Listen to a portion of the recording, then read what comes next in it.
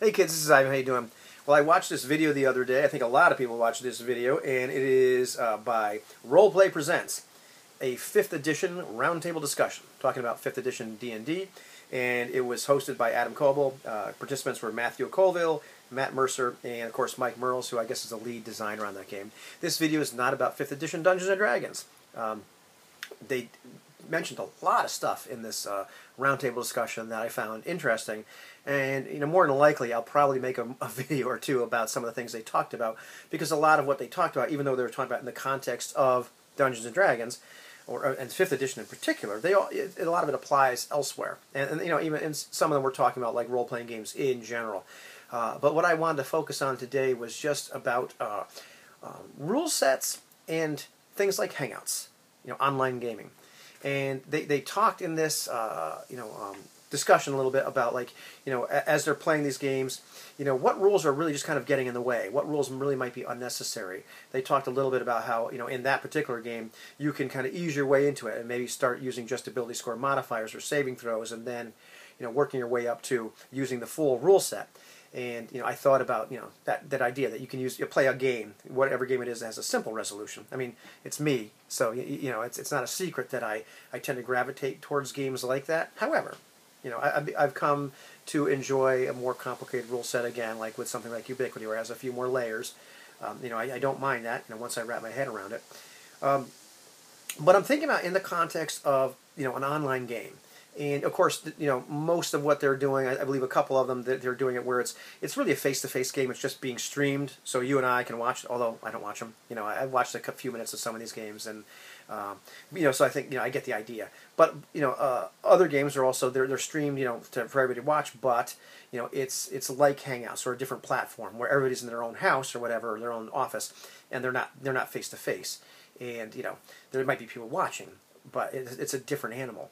They talked a little bit about in this discussion about what's good for the audience versus what's good for a game, and how often what happens in the game really isn't necessarily good entertainment or geared towards what the audience sees, and some of that's rule set dependent. However, what I started thinking about is there a rule set size that lends itself to a venue, something like Hangouts or another platform like Roll20 or True20 or whatever ones are out there. Because my experience has been, in playing like Ubiquity, playing Lamentations of the Flame Princess with OSR, when it comes right down to it, that these Lamentations is a pretty light rule set in terms of numbers of operations you need to do to get a result. Like what is your task resolution? Ubiquity is a few more, depending on the situation. Not a lot. It's kind of rules medium. But it's something that we've in the 2 games I'm involved in, the All for One Regime Diabolique Lights and Darkness campaign, and in the Lamentations in Prussia game, it's things where we're not making a heck of a lot of dice rolls. I wonder sometimes if we were playing All for One face to face, would we be rolling for more things? Would we introduce, as the various game masters, would we introduce more situations where people might roll for things? That kind of interests me. Like, is this Hangouts venue preventing us from utilizing the rule set fully sometimes? I don't know. I don't know the answer to that.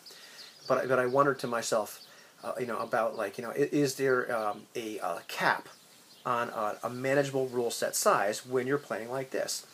Because you can definitely put things in the chat, and we've done that. I remember at the beginning of All for One, we would ask questions there because we didn't want to interrupt what was the flow of what was going on in the game itself. And I think I might have put a thing or two down in Lamentations. I'm not sure.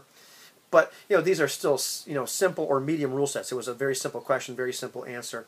I can see after a certain level of complexity that it would be very unwieldy in something like Hangouts. And it would kind of be not only immersion breaking, but it would be a little tough. Because if you're all sitting around a table, you can all look at the book, look at this chart, look at this graph, see how this works here, you multiply this by that, all that kind of junk. You get the idea. Conversely, and I just thought about this right before I decided to film this today, I bet you that in a play-by-email or play-by-post game, those really don't have a cap. Maybe they're even better for the really large, complex rule sets, if you're not able to get face-to-face with each other. Because, you're able to have that separate discussion where you can kind of have the in-character and out-of-character discussions completely separated. Sometimes it's a completely different thread in a forum, or you can have a different email or a different section of the email. I recall the one that the most successful play by post game I was involved in. There was like an out of character thread all the time. You were a little out of character with different color posts within your like actual dialogue threads or your action threads. Posts rather, and they were like dice roll posts. So you had mechanic things. Everything was kind of broken down from the in character and out of character play. And I also know that there's been some games, I haven't participated in one yet, but there's been some games that I know where the game master makes all the rolls, adjudicates all the uses all the mechanics. You say, well, yeah, I'm going to use my empathy or whatever here, but then they do all the number crunching. Which makes sense, depending on the size of the rule set or just how you guys want to play and how much you trust each other. And you ought to trust each other. You shouldn't be playing together.